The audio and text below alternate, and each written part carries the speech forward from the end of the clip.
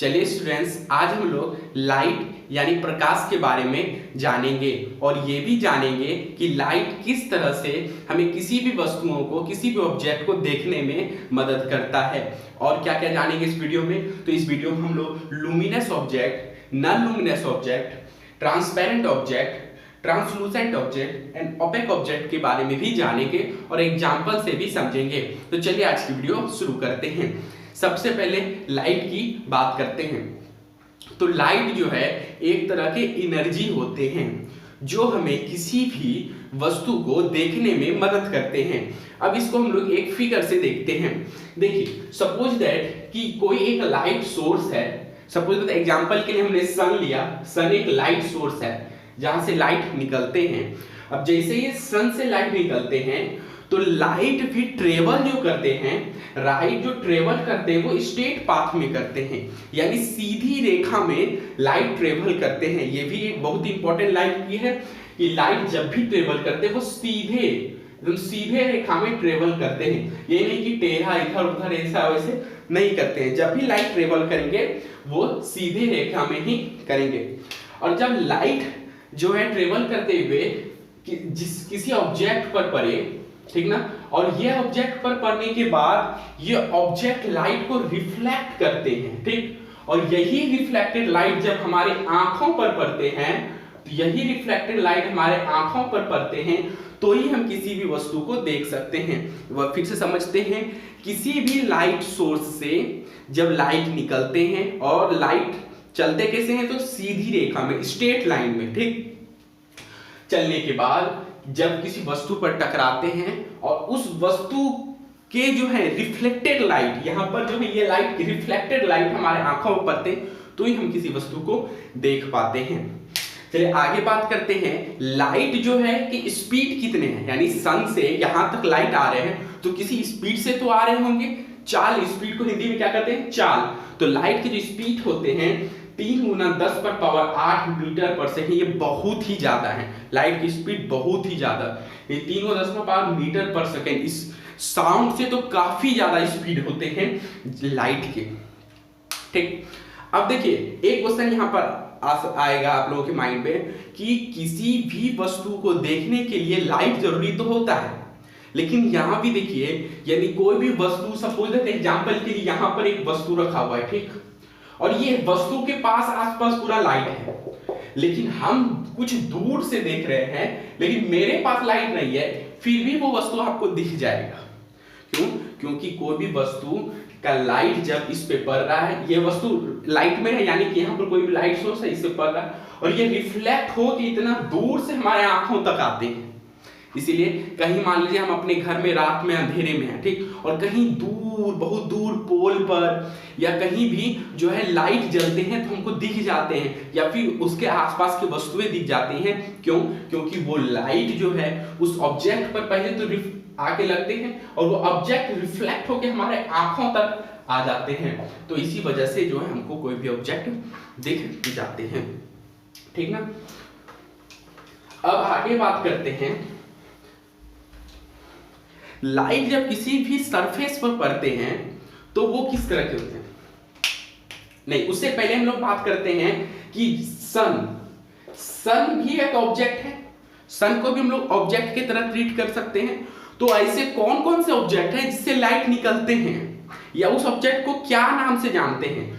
तो luminous object इसी में आते हैं। पहला नंबर क्या है, लुमिनस ऑब्जेक्ट। लुमिनस ऑब्जेक्ट वैसे ऑब्जेक्ट जिससे लाइट इमिट करे, लाइट निकले, जैसे सन पहला एग्जांपल हुआ, जहां जिससे लाइट, प्रकाश हमको मिलता है। दूसरा, हम लोग रात में बल्ब का यूज करते हैं, ट्यूब लाइट का यूज करते हैं, कैंडल का यूज करते हैं। ये सब सारे जो है लुमिनस ऑब्जेक्ट के एग्जांपल हुए जिससे लाइट हमें मिलते हैं और लाइट की मदद से हम लोग किसी भी वस्तु को देख सकते हैं। यानी हमको किसी वस्तु को देखना है तो हमारे पास लुमिनस ऑब्जेक्ट होना चाहिए। उसका just opposite non luminous object, वैसे ऑब्जेक्ट जिससे लाइट इमिट नहीं करते हो। जैसे एग्जांपल के लिए बुक, यानी बुक से क्या लाइट निकलते हैं, नहीं। पेन हुए, चेयर हुए, टेबल हुए, और आपके घर आसपास बहुत सारे ऐसे एग्जांपल होंगे, अनगिनत एग्जांपल है जिससे लाइट नहीं निकलते हैं। तो वो सारे हो गए नॉन लुमिनस ऑब्जेक्ट हो गए, ठीक।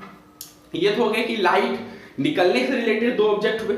कि अब लुमिनस ऑब्जेक्ट को हम लोग दीप्त वस्तुएं कहते हैं और नॉन लुमिनस को अदीप्त वस्तुएं कहते हैं। ठीक, ये प्रकाश होता है निकलते हैं दीप्त हो गए, जिसे नहीं निकलते हैं अदीप्त वस्तुएं हो गए। ठीक, अब देखिए लाइट तो लाइट सोर्स से निकले, सपोज दैट सन भी एक लाइट सोर्स है, यहां से निकले। अब देखिए ये जब किसी भी ऑब्जेक्ट पर पड़ते हैं तो ऑब्जेक्ट भी तीन तरह के, कोई ऑब्जेक्ट क्या है कि ट्रांसपेरेंट है, कोई ट्रांसलूसेंट है, कोई ओपेक है। ठीक, अब देख बात करते हैं कि तीनों ऑब्जेक्ट के बारे में डिफरेंस को समझते हैं। ट्रांसपेरेंट ऑब्जेक्ट क्या होते हैं? वैसे ऑब्जेक्ट जिस पर लाइट आने के बाद टोटली उससे पास हो सकते हैं, यानी कि लाइट आएंगे उस ऑब्जेक्ट पर, ठीक ना, और उससे पास हो सकते हैं।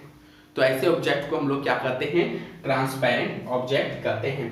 जैसे कि वाटर वे, एयर वे, क्लियर, प्लास्टिक, स्केल वे, ये सब सारे जो ऑब्जेक्ट हैं ये इससे लाइट आर पार स्पष्ट हो जाते हैं, प्रकाश आर पार स्पष्ट हो जाते हैं। ट्रांसपेरेंट ऑब्जेक्ट के पहले एग्जांपल क्या है? वाटर। वाटर को देखिए, वाटर को जब हम लोग जो है किसी भी बर्तन में रखते हैं तो वो बर्तन के निचले हिस्से होते हैं वो भी हमको दिख जाते हैं, यानी बर्तन अगर पीला कलर का है तो निचले हिस्से भी पीला है वो दिख जाएंगे। या फिर बर्तन के नीचे में कोई भी कांटी या कोई भी चीज रख दे, सिक्का रख दे, किसी भी चीज, तो वो नीचे जो है बहुत ही नीचे है, पानी का लेयर ऊपर है, उससे भी दिख जाते हैं। क्यों? क्योंकि लाइट उससे पास हो जाते हैं। यानी सपोज कोई एक बर्तन है, इसमें यहां तक पूरा पानी भरे हुए है, लेकिन इस सिरे पर यहां पर अगर कोई ऑब्जेक्ट है तो भी हम लोग यहां से देखते हैं तो वो दिख जाते हैं। क्यों? क्योंकि लाइट इससे पास हो जाते हैं। ठीक, तो ऐसे ऑब्जेक्ट जिससे लाइट पास हो जाए तो उसको हम लोग क्या कहते हैं? ट्रांसपेरेंट ऑब्जेक्ट कहते हैं। आगे भी एयर भी है और क्लियर प्लास्टिक स्केल, यानी प्लास्टिक साफ सुथरा होना चाहिए। नया वाला जो प्लास्टिक स्केल हम लोग नापते हैं, जो अब पुराना प्लास्टिक स्केल का धुंधला टाइप का तो अच्छा से नहीं दिखेगा, वो ट्रांसपेरेंट नहीं आएगा। अब आगे बात करते हैं ट्रांसलूसेंट ऑब्जेक्ट, यानी वैसे ऑब्जेक्ट जिससे लाइट पास पार्शियली हो, यानी थोड़ा थोड़ा हो सके, तो ऐसे ऑब्जेक्ट को हम लोग ट्रांसलूसेंट कहते हैं। जैसे एग्जांपल के लिए बटर पेपर या ऑयली पेपर ETC, यानी बटर पेपर या ऑयली पेपर क्या होते हैं? इसमें लाइट तो थोड़े थोड़े पास होते हैं, इसीलिए इसमें अगर हम लोग देखेंगे तो इसके आर पार हल्का हल्का दिख सकते हैं। उसी तरह ऑयली पेपर में भी दिख सकते हैं। ठीक, अब आगे बात करते हैं ओपेक ऑब्जेक्ट कि ओपेक ऑब्जेक्ट क्या होते हैं। यानी ओपेक ऑब्जेक्ट को हिंदी में कहते हैं अपारदर्शी। देखिए इस सब का भी हिंदी में बताते हैं। ट्रांसपेरेंट का पारदर्शी वस्तु है, ट्रांसलूसेंट का पारभासी और ओपेक ऑब्जेक्ट का अपारदर्शी, यानी कि इसके आर पार नहीं दिखते हैं, यानी कि इससे लाइट कंप्लीटली पास नहीं होते हैं। कंप्लीटली क्या, लाइट पास ही नहीं होते हैं, यानी ऑब्जेक्ट है उससे लाइट एकदम पास नहीं होंगे। जैसे एग्जांपल के लिए बुक, कोई भी बुक ले तो उससे एक तरफ से लाइट आएंगे, उसके दूसरे तरफ से पास नहीं होते हैं। इस तरह ह्यूमन बॉडी, टेबल, ये सब सारे जो है वो ओपेक ऑब्जेक्ट के एग्जांपल हुए। इसीलिए ओपेक ऑब्जेक्ट के पीछे क्या होते हैं? परछाई बन जाते हैं।